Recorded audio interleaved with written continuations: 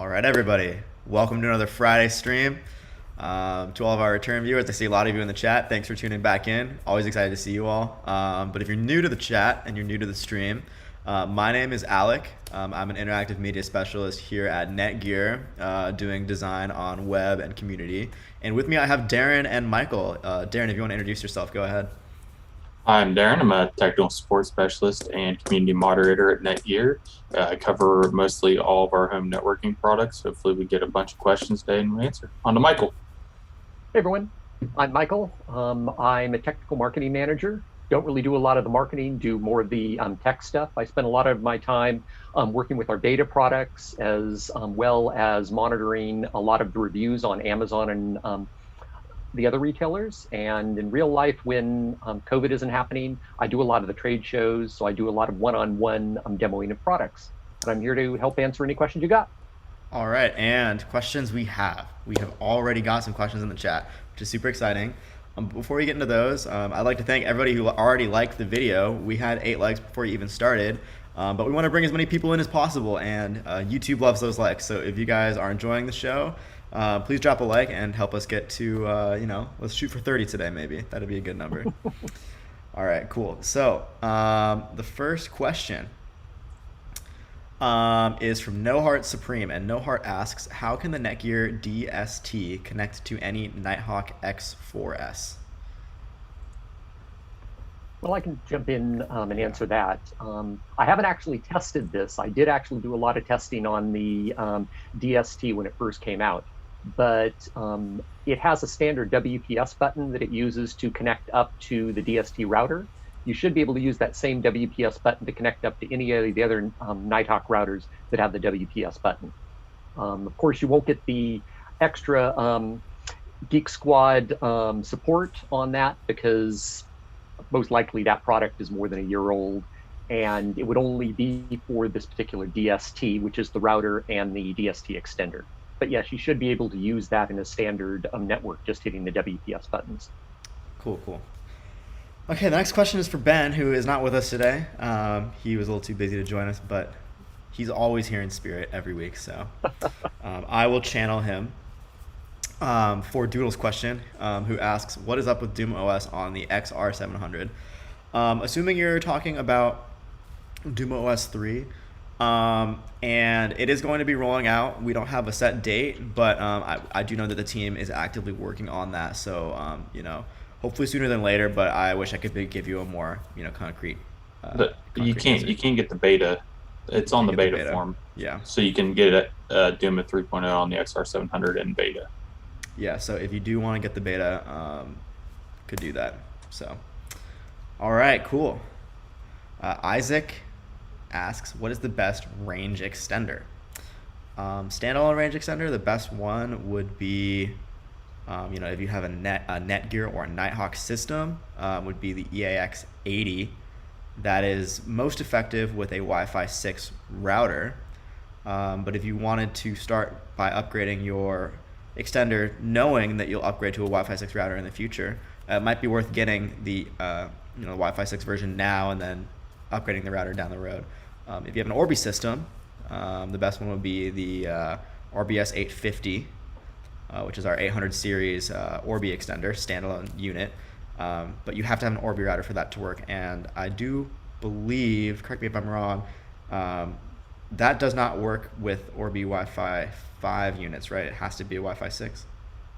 That's correct. Yeah, the Wi-Fi 5 Orbis don't currently work with the Wi-Fi 6, except for the outdoor Orbi. When you set it up just as a standard range extender, and then it connects up to anything, whether it's an Orbi or not, but it really isn't part of the mesh anymore. Gotcha. Cool. Okay. So hopefully that answers your question. Let us know what you have currently as a router, and maybe we can help guide your decision. Yeah. And the earlier model to the EX80 is the EX8000.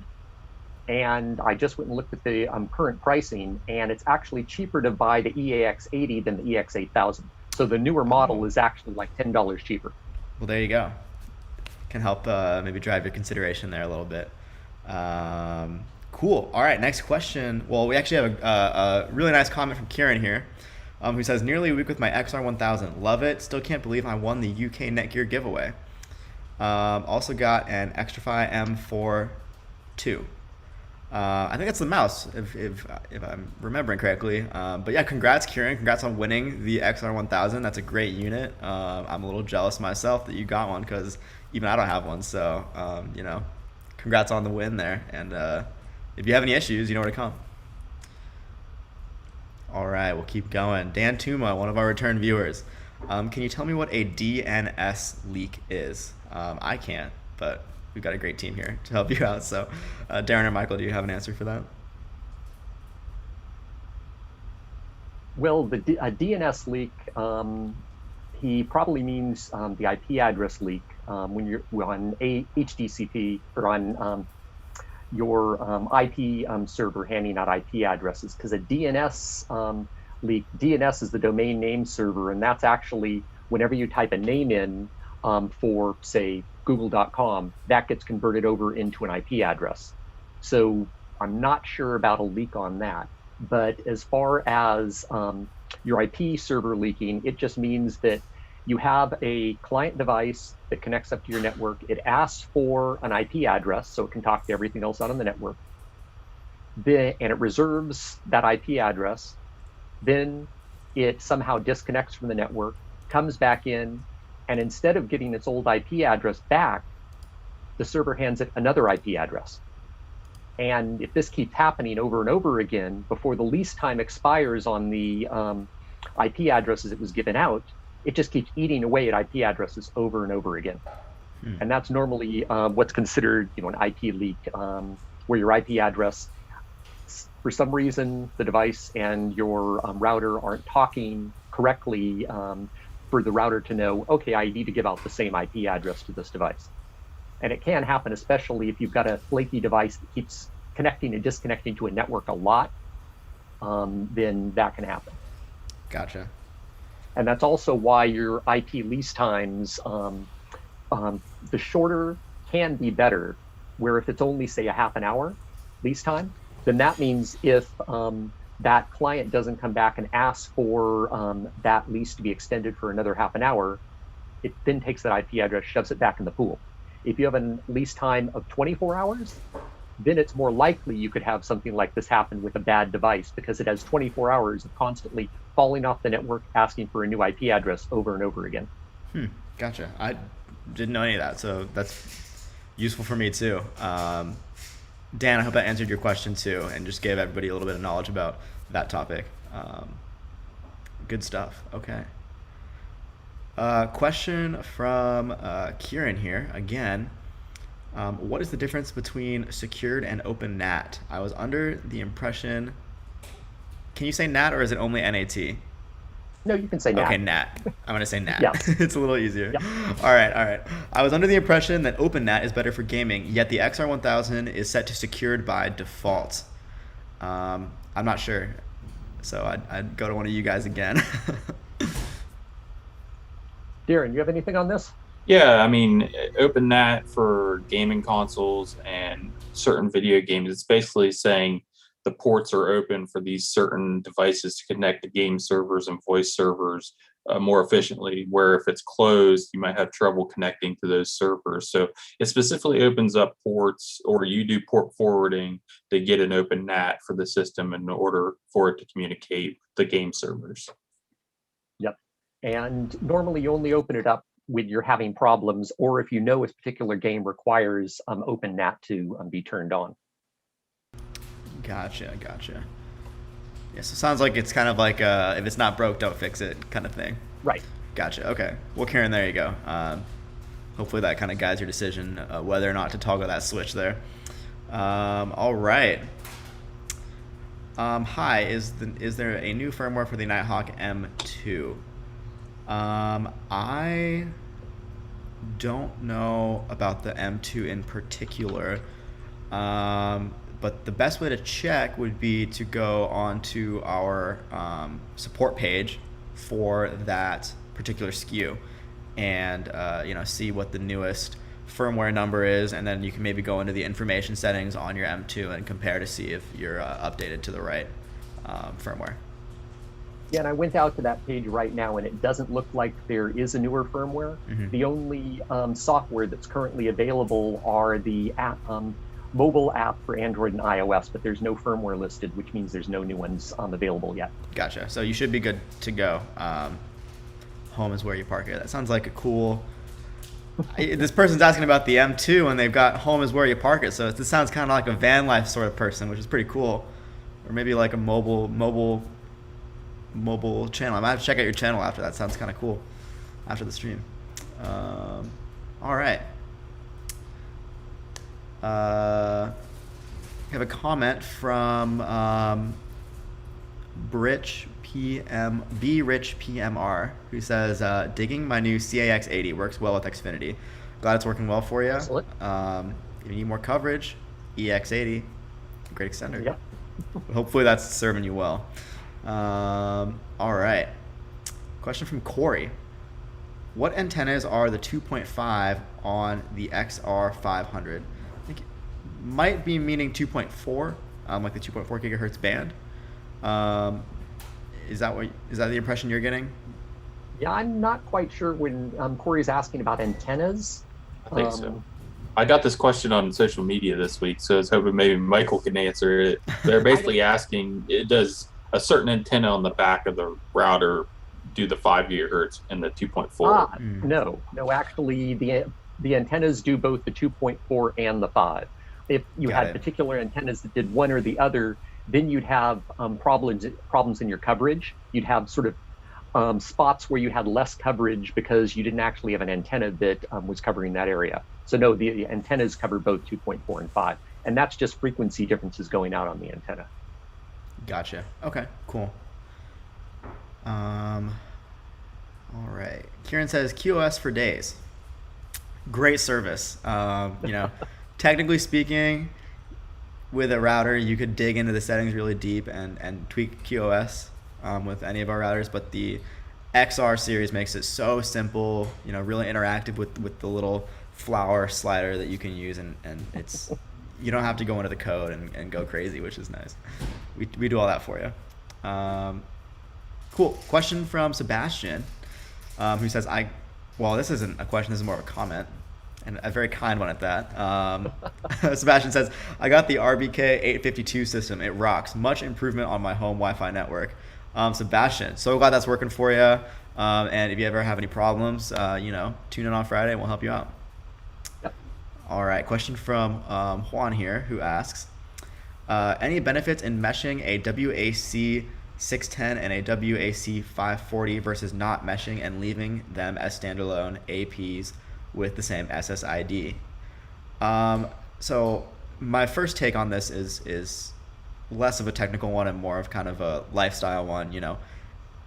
Where are these units, and does it make sense for you to have two separate networks? Is one of them in a lobby where maybe you want to have a guest network, and one of them in the back where you want to have an employee network?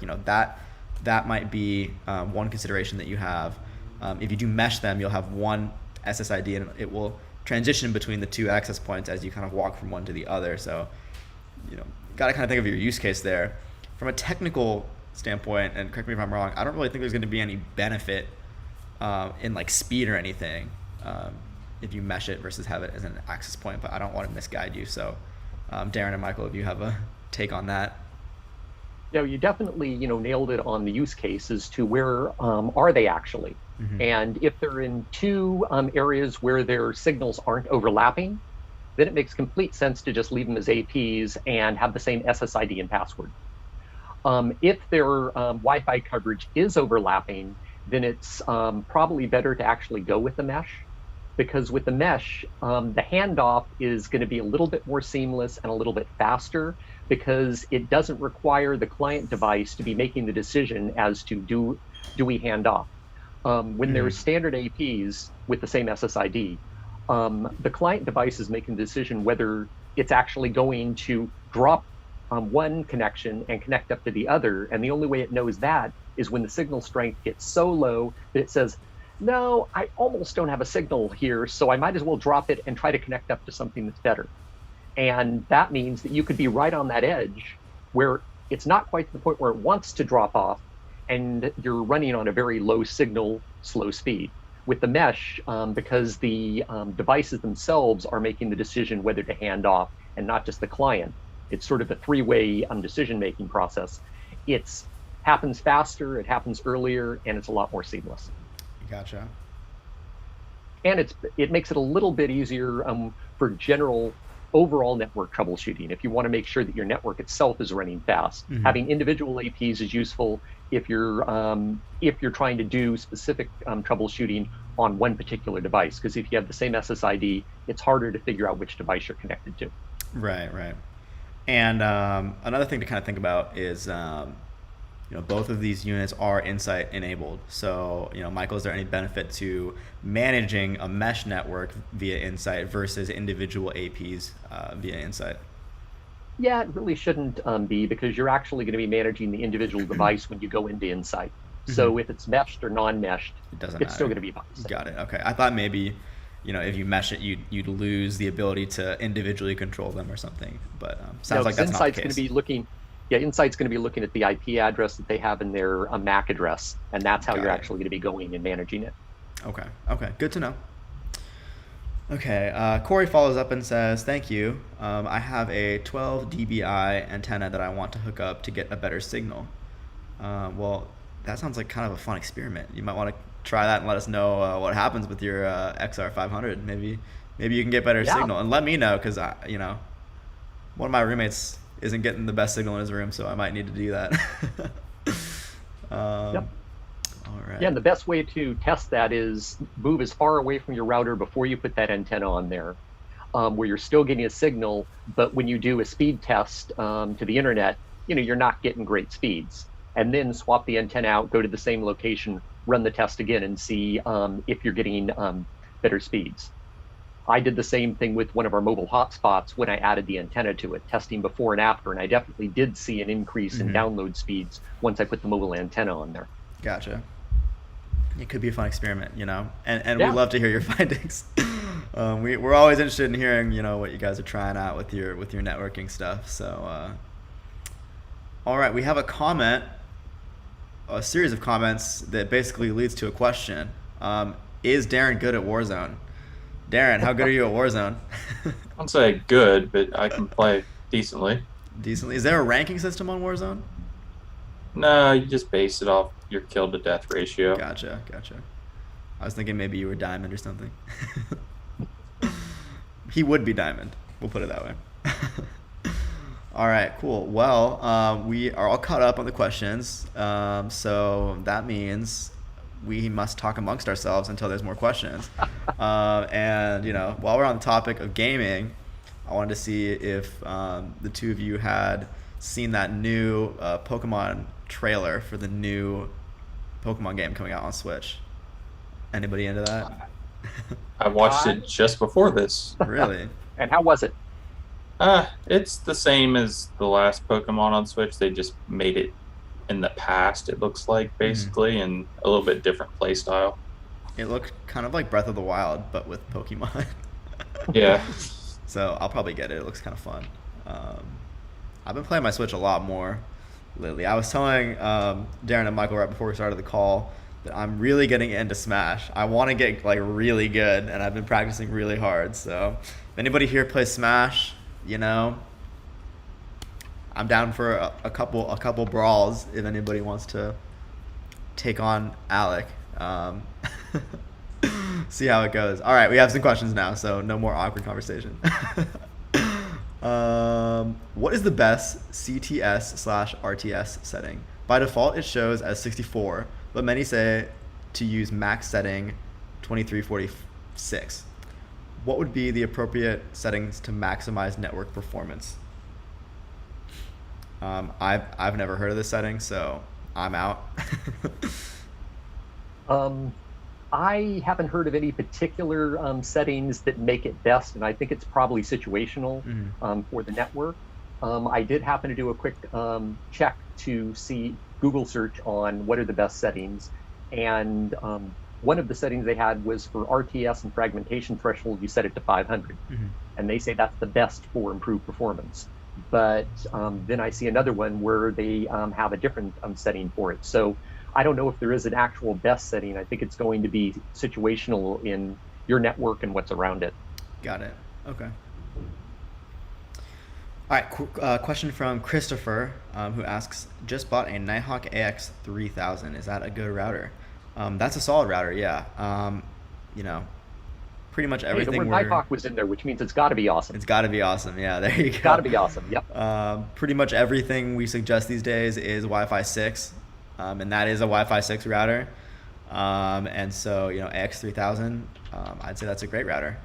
If it's working well for you, I'm very happy. If you need more capacity or more speed, you could upgrade to something that has a bit, higher spec. So yours is rated for 3,000 megabytes per second. Maybe you want something that's rated for something a little higher. But if it's serving you well, no need to upgrade. All right. Rapidash Jones asks, my XR1000 is on the latest firmware and doesn't have auto setup on QoS. Yeah, so I don't think it ever had auto setup on QoS. QoS is something that needs to be kind of tweaked by the user. There's really no one-size-fits-all solution for QoS. You're going to need to kind of evaluate. And what's nice is you can use kind of the network monitoring features on the XR1000 to kind of make these judgment calls. But you need to kind of figure, what devices need the most bandwidth. If you've got a Google Home speaker, that probably doesn't need a lot of network, so maybe you can tweak that down and give more to your Xbox or more to your gaming PC. Or what's really nice about the new DoomOS 3.0 is it kind of intelligently breaks up devices into categories. So maybe you want to give more to gaming, you want to take away from gaming, more to streaming. It'll kind of group those together. But as far as having a auto setup, it probably wouldn't be optimal if it tried to guess your network. So yeah, there is no auto setup, unfortunately. But if you need more tips on how to kind of make those judgment calls on your router, let us know and we can help you, kind of tweak the specifics of your QoS sliders. Okay. Question here from Paul. Paul asks, I got the AX4200 mesh. I've updated it to the latest software version for the router and satellites, but every so often the internet drops. I'm using it in router mode. Any idea why this happens?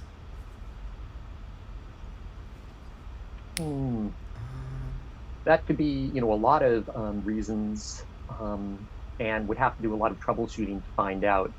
Probably the first thing would be, if that happens, while it's happening, try connecting directly into your router with a wired device to check and see whether or not your internet is actually still working.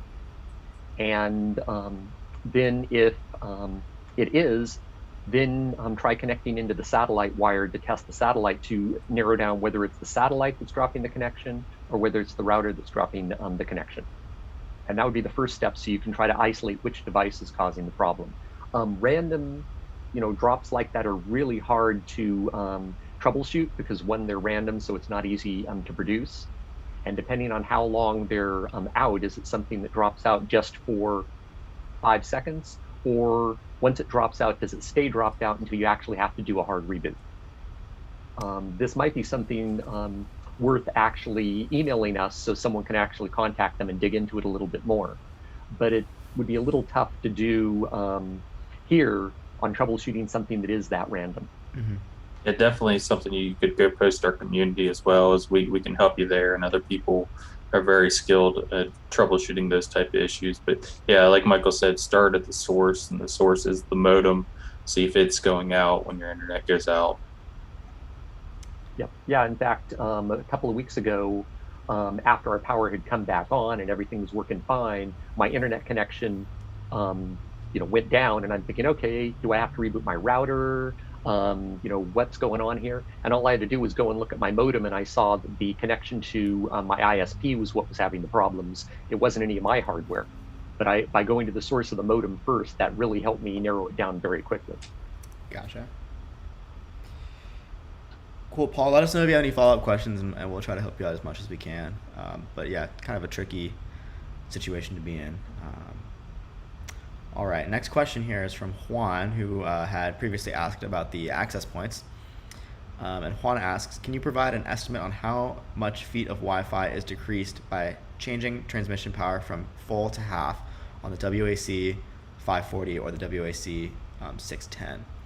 And before we kind of go into our estimates, I want to stress that they will be estimates because, there's a lot of factors that impact range. What are the walls made out of? How many walls are there between where you put the unit and where people are going to be connecting from? So, bear in mind that really the only way you're going to get a true answer to this is by testing it. But, if either of you two have any estimations that you want to share, we can definitely try to give our best guess for Juan. Unfortunately, there isn't any really good answer because of, as you mentioned, there's too many other variables that are going to affect it. If you were outdoors in the wild with no other wireless signals, and you turn your transmit power down to 50% on the 2.4, that should mean that you're going from 300 feet, which is the maximum range of your 2.4, down to a maximum range of 150. But that's affected by so many other variables. There's no real way to know without actually testing it. And also remember that when you're turning the transmit power down, that can also affect the speed as well. So when the power goes down, the throughput speed will most likely also go down. So it's really just testing. The main reason to turn off or turn down your transmit power is if you don't want your signal going outside a certain area like your home, where you could tweak it where you have it at 100%, you go outside your home, you connect up, you test, and then you come in, you move it down to 90%, then 80, and you keep testing until you find, the perfect sweet spot where it transmit as much as it can within the home, but it doesn't make it out through the outside walls outdoors. Most people don't really care because we have a lot of security on our systems and so on, but that would be, one way that you could actually tweak your transmit power. Got it. Okay.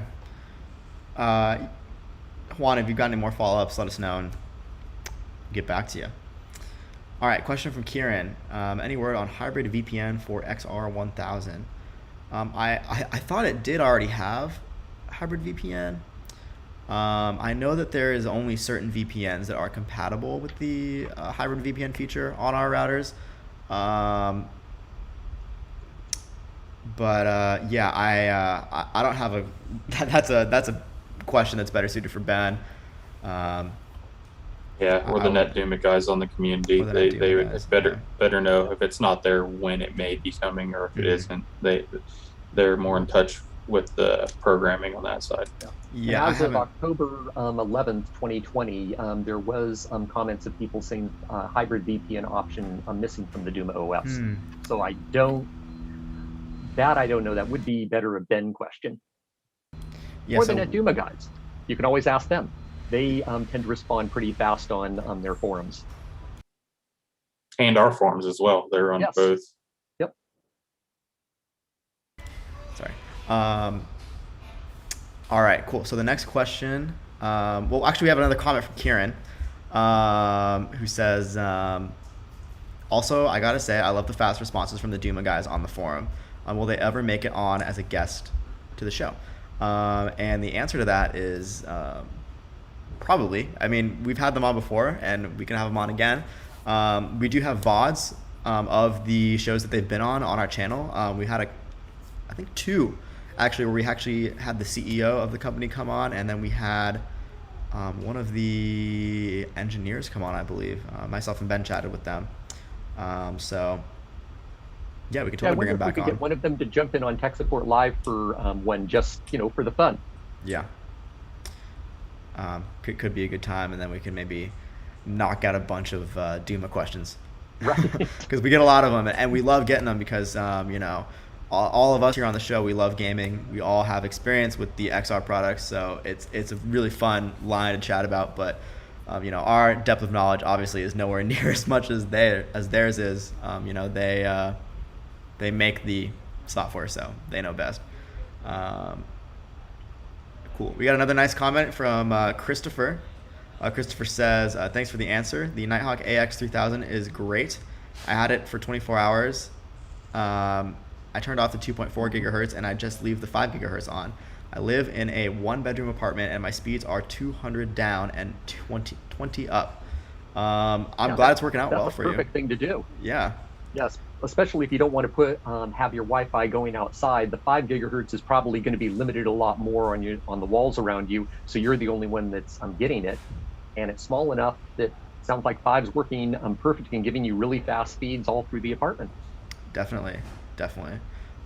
Christopher, if you ever are getting slowdowns, one technique that we talk to a lot of people about on the show is you could put all your IoT devices on your 2.4 gigahertz band. But it sounds like you're not having that issue, so if it's not broke, don't fix it kind of deal there. All right. Question here from Hamad. Is there a VPN on the extender AX80? If you use a VPN on your network, it will, also be included It'll via it'll pass through your extender. So there's not like a native one that you can install, but if you have a VPN active, it will work through the extender.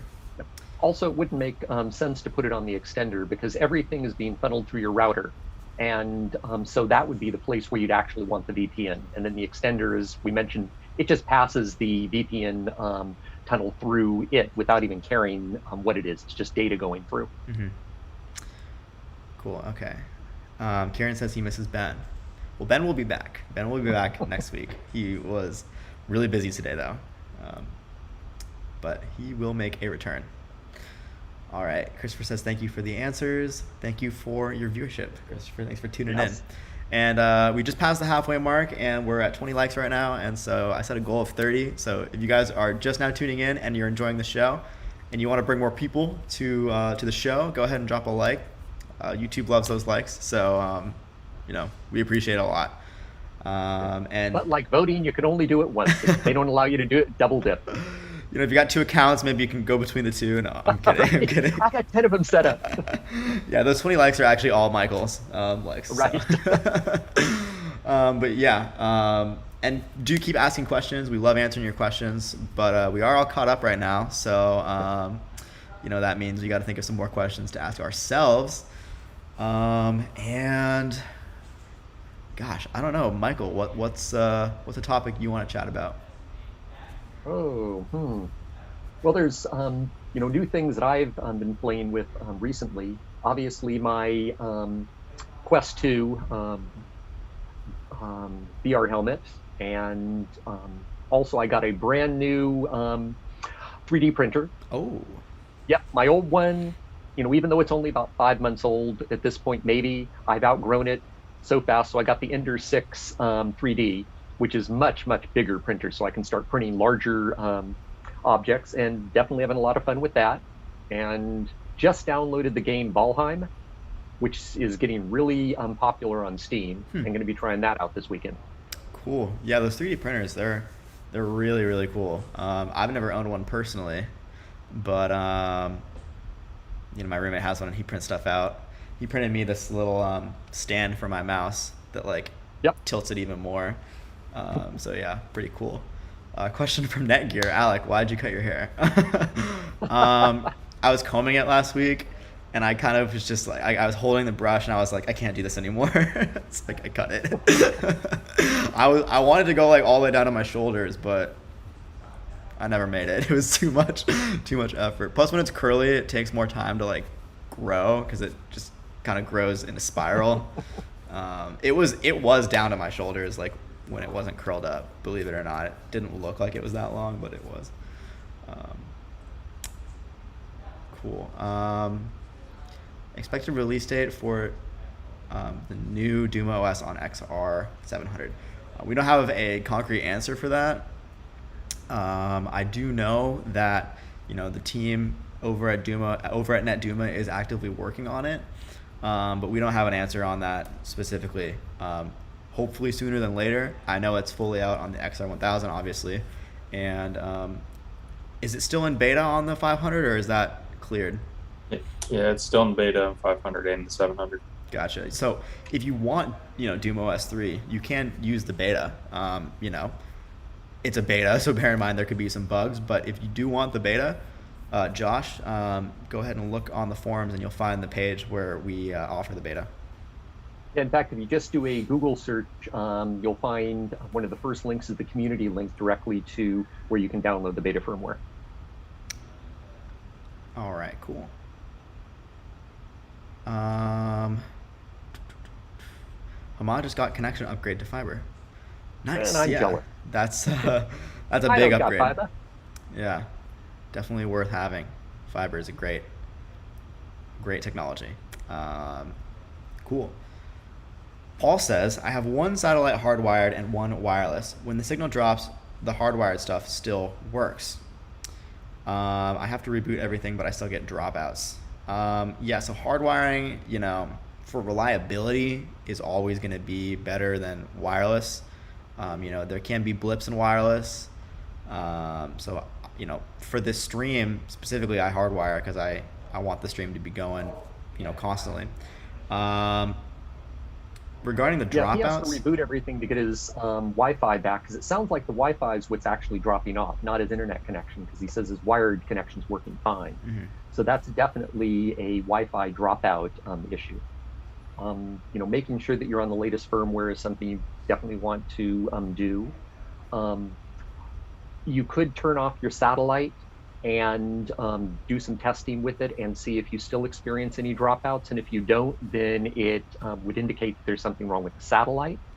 Since you have the same SSID, both the router and the satellite, you could be connected to the satellite, and that's what's actually dropping out, is the connection between the two of those. Mm-hmm. Then you want to make sure that you have the latest firmware in your satellite as well. And it could also be a bad unit. But you do want to try to identify, is it the router or the satellite that's the problem? And if latest firmware, try doing a factory reset on it. If you're still having those problems, then I would definitely recommend you contact us so that we can look into it further, because that would mean that there is a wireless issue that's going on. Mm-hmm. One other suggestion that I would make is, and correct me if this is a bad idea, but you could try resyncing them. Might help, if all else fails, give that a shot. Yeah, if he's actually rebooting everything, then they should be syncing back up on the reboot. Mm-hmm. But yeah, trying to resync can't hurt. Mm-hmm. Okay. That Gamer is joining us again in the chat. That Gamer, one of our regulars, thanks for tuning back in. And to all of our regulars, we've got quite a few of you that tune in week to week. Thanks for coming back. Always great to see some familiar faces in the chat. A reminder that if you got any questions, there's no dumb questions. We'll answer anything you guys ask. And if you've been holding back asking something, feel free to ask it. We want to help out. Suggestions, tips, tricks, all of it. We're here to help out. One fun little piece of information for anyone who keeps track of what's going on with the Oculus Quest and new software updates and stuff. Well, actually two things. One is they're planning on turning on 120 hertz refresh on the Quest 2 in firmware coming up soon, which would make visuals even better. But the one I love that I read yesterday is they're also adding experimental mode in upcoming firmware called couch mode, where when you actually set your boundary area, you also set where your couch is. And that way it knows when you're standing up or sitting down on the couch. That's kind of cool. Yeah. Yeah, those, I remember like back in 2000, gosh, I want to say like 14, one of my buddies got the Vive, and like he had to set up the cameras like on tripods. He had to have like the top of the line gaming PC to make it all work. And now it's like you just get the Quest and you're set. Like it's just one thing. They've really reduced it down to just like a completely native experience to the headset, which is nice. You can sync it with your PC though, right? Oh, absolutely. For more processing power.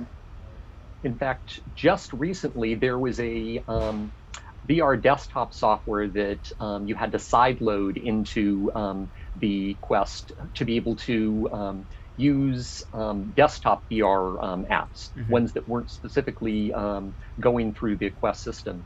And they just got the okay to be able to have that natively on the App Store. So now, yeah, you can pay $20, you get that software, and then you can have a virtual desktop, your entire desktop in front of you, as well as running VR games that are coming strictly off your PC wirelessly, as well as you can wire it in if you need a little bit more horsepower. There's lots of cool stuff you can do. That's cool. That's cool. Yeah. Another thing we've talked about in the past, and I've actually been a part of a demo for this, is you can actually cloud game and use a VR headset.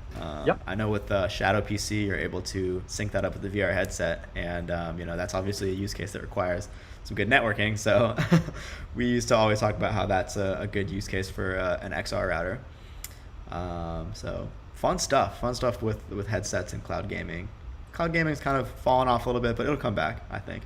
Yep. But I do use the wireless for connecting up to my main PC to build a game off of stuff that's on my main PC, and I'm using the XR1000. And I get 0 blips, nice smooth stream, so I don't have to actually be cabled in, and there doesn't seem to be any slowdown at all, even though it's wireless. Mm-hmm.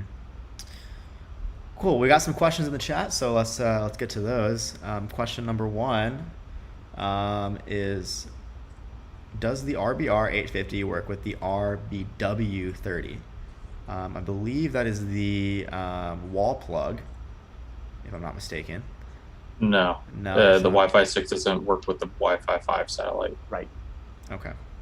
So, but it is the wall plug. Is that right? Yes. Okay. Yes. Okay. I thought you were saying no to the wall plug. Okay. Yeah. So the answer is gonna be no for that one, unfortunately. Cool. Yeah. Basically, if the Wi-Fi 6 Orbi system isn't backward compatible to the 5, and the 5 isn't forward compatible to the 6 right now. Mm-hmm.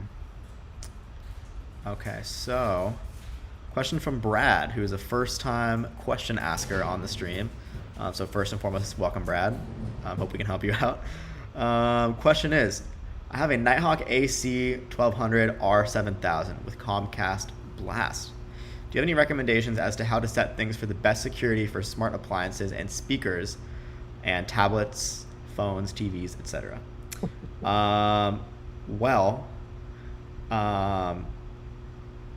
We do offer Armor, and I believe that is an Armor compatible router. Might be a little too old, I'm not positive, but Armor basically is, I'm not the Armor guy at the company, so I'll do my best to kind of explain Armor, but it's going to be kind of a security system that is baked into the router, so you're protected at a network level versus having antivirus on your computer. You'd have kind of virus protection via your router. It's going to filter out phishing emails, filter out, rats and viruses and all that from even coming into your network in the first place. So that's going to be the best solution for you if you are able to install it. And it looks like Michael's furiously typing away trying to find the answer. I was looking to see whether or not it was on the 7000. I think it is, because we've I know it's on the P. I don't know if it's on the 7000. Yeah, let's see. Oh, actually, yes. I see a following product list with NETGEAR Armor, and the R7000 and R7000P both are supported. Yeah, so Brad, that's going to be your best bet. And obviously it is a subscription, so it's not a free service, but we do suggest that, as the number one top of the line option. And if you were to ever upgrade in the future, you could transfer that Armor to a new unit. But if you're looking for something, that you can just do in the settings, first and foremost, as tacky as it sounds, a good password is very important. You want to have a very strong password. Use unique characters, use capitals, use lowercases, use numbers. Do the best that you can to protect yourself that way. What's convenient about the Nighthawk systems is you can have that QR code to connect on. I just have like the sticker on my router, so when people come over, I don't have to tell them capital A, lowercase d. I just say, here, you can scan the code and hop on the network. So that's one way to increase security and hopefully not decrease quality of life regarding connecting to the router. But aside from that, I'm trying to think of any settings. There really isn't a lot of settings. The one thing is normally all the ports are actually closed by default. And if you've opened up any ports to be able to port forward to particular devices in your network, then you just want to make sure that those devices aren't easily broken into. But otherwise, in general, there isn't a lot you can do. The firewall protection that's built directly in the router is, really not that configurable. It basically is going to try to stop DOS attacks, things like that. Strong passwords, the next thing. But something like Armor is a lot more powerful and would definitely help out with those dumb IoT devices that basically have little to no security on them. And they're opening up, ports to go and talk to things. And Armor acts as a layer over that on the router so that it has to go through Armor first. And that would probably be the best thing. Cool. So, Brad, hopefully that answers your question. If you have any more, questions you want to follow up with, let us know. Also, I'm a little biased because I worked on the page, but the Armor page on our site, it does a great job capturing what the software does. So that could be worth checking out if you're looking into a cybersecurity solution. All right, question from that gamer. What are DFS channels on 5 gigahertz, and should I use them? The answer is that DFS stands for Dynamic Frequency Selection, and those channels were new channels that were added to the channels that were normal for the 5 gigahertz. Basically, they were released by the government saying, okay, you can start using these channels. They used to be channels that you couldn't use because they'd be used by the military. They were used by airports, various other institutions that they wanted to have their own channels for, and they didn't want any conflict with people's home routers and home networks making noise on them. And for instance, some of the DFS channels that are used at airports, the routers are designed that if they pick up those channels because you're close to an airport, your router will automatically fall off of those channels and go to one of the other lower channels because they're not supposed to overlap. In the past, those channels were licensed so you couldn't use them, and about 5 to 6 years ago, they became open to be used by router manufacturers over in Europe and then in the US. I would say, sure, go ahead and use them. If you start finding that there's problems or you're finding that you're not staying on that channel, then it's because your router's picking up some other device that should be using it, like airports, police departments, that sort of thing, and saying, okay, there's someone else here, so we're going to drop down to the normal channels. The higher channel bands usually have less traffic, though, on them, so it never hurts to use them if you can. Okay, so hopefully that answers your question, that gamer. Next question here is from Hamad. And Hamad asks, is it a good idea to attach an extender to the router given to you by your ISP or completely replace it with your own top-notch one? I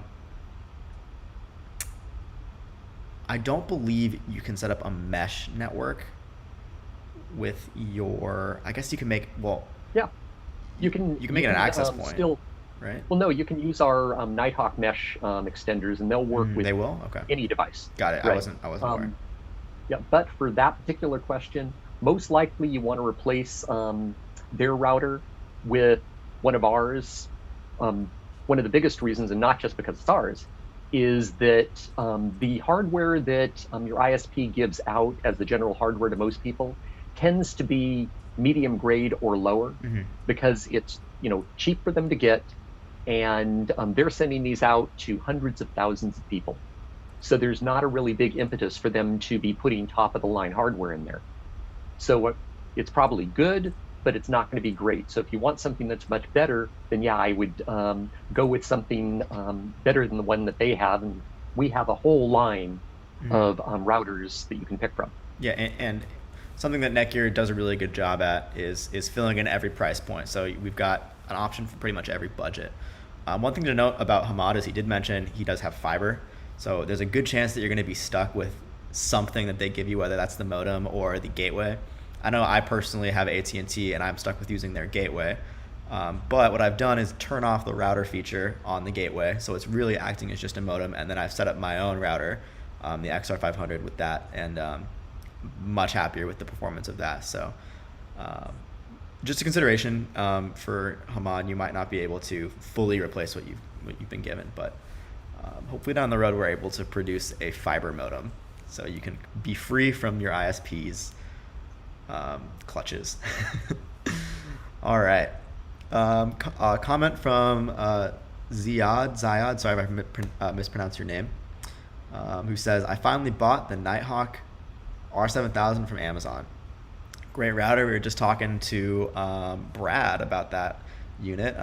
Yeah, great router, reliable, does the job well. So hopefully it's serving you well.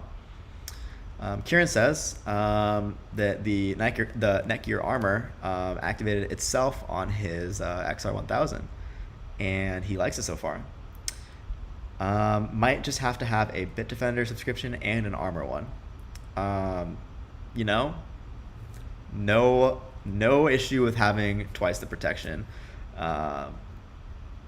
It's actually funny that you mentioned you have a Bitdefender sub because they helped us out with Armor. So you're a part of the Bitdefender ecosystem, so to speak.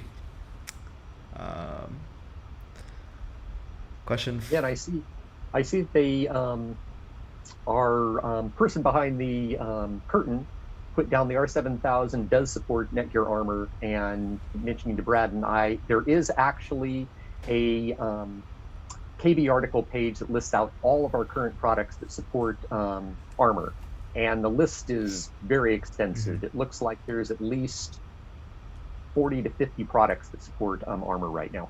Gotcha. And something good to note, for all of those people in the chat that are going to be future owners of NETGEAR equipment, or you're looking to upgrade, is everything we're releasing from now on is going to be Armor compatible.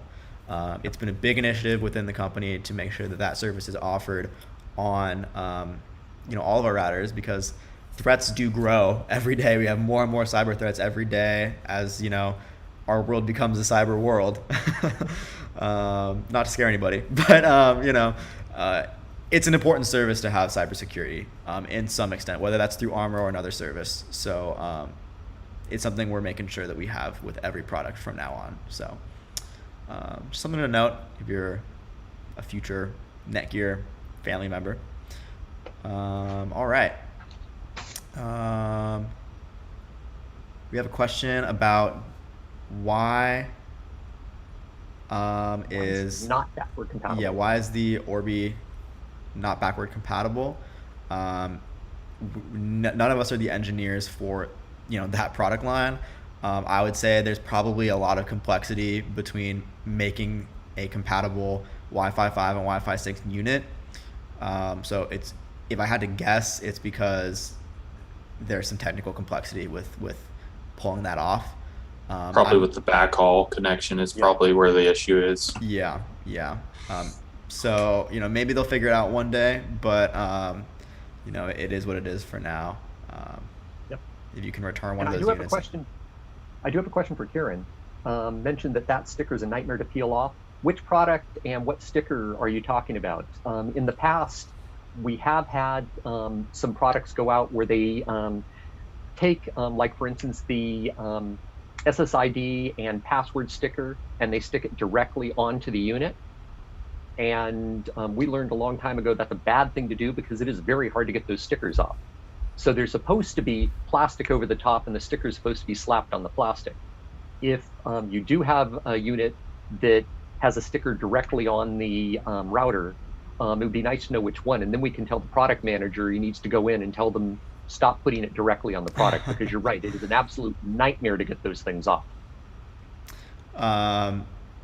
Kieran was the winner of the XR1000, so I think it was the XR1000. So we'll have to talk to somebody about that. We know who does that. Yep. And I think he was talking about the QR code sticker. A sticker, yeah. No, any stickers that are on there like that, they should be on plastic that can easily be pulled off, because cleaning them off is almost impossible. Yeah. I had to do that with a lot of routers that I would take to trade shows, and I'd want to take the stickers off, and you couldn't get it off enough there where it looked good. Yeah, one thing to note, something I was taught as a very, very young child was WD-40 takes it right off. WD-40, right. Spray it on like a paper towel and wipe it off. It's gone. So, pro tip. That's a good life hack. That's just good life knowledge to know in general for any stickers. All right. All right. Question from Brad, the XR700, I'm sorry, the R7000 owner. With wireless security cameras at the far ends of the house, how best to get Wi-Fi to them using my R700 or R7000? So this is a solution I don't suggest a ton, but I think it would be good in this case. I would suggest, if it works, a power line adapter. I tend to try to hardwire as many things as possible that are going to be providing a constant stream of information. One, so that you can reduce that load on your bands, on your different bands, your 2 gigahertz, 2.4, and your 5 gigahertz. But also because that's something that you want to have be consistent and reliable. I mentioned earlier that I always hardwire for this stream because I want there to be, a constant stream, and you don't want that cutting out. With, wireless security cameras, you don't want those cutting out. Now, you might not have Ethernet ports on those cameras, but if you do, I'd say that's the best option. If not, potentially an extender in that area could help you out, but I'd say that's the second best option. Any other thoughts on that?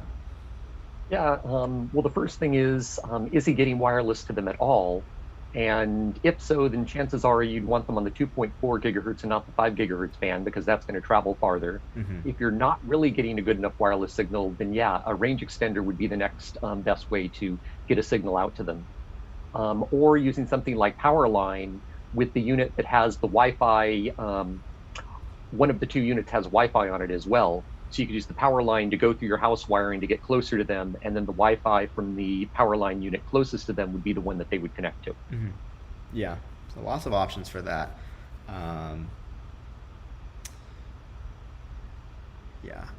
Let's see. Question from Kieran. Looks like Kieran was talking about the XR1000 top QR Yes. sticker, and so hopefully you were able to get all the residue off there. I just left it after he peeled a corner. Yeah, once you peel that corner and you look and say this is too hard, you just leave the sticker there. Just leave it there, yeah. I like to keep that QR sticker on the router. I always put it on top. With the XR 500, I think it was on the plastic, and I peeled off the plastic, took the sticker off the plastic, and put it back on the router. So when somebody comes over and they're trying to connect, I don't have to tell them the password. I just say scan the code and you're in. Cool. So everybody, we're down to the end of the stream. Yeah. I don't think we're gonna have any time for last minute questions here because we really we had a pretty jam-packed stream today. But before we log off, just wanted to say we're really close to that 30 likes, and even after we stop streaming, having those likes helps people find the the VOD. So if you want to help people, come check out our content, we would appreciate the likes.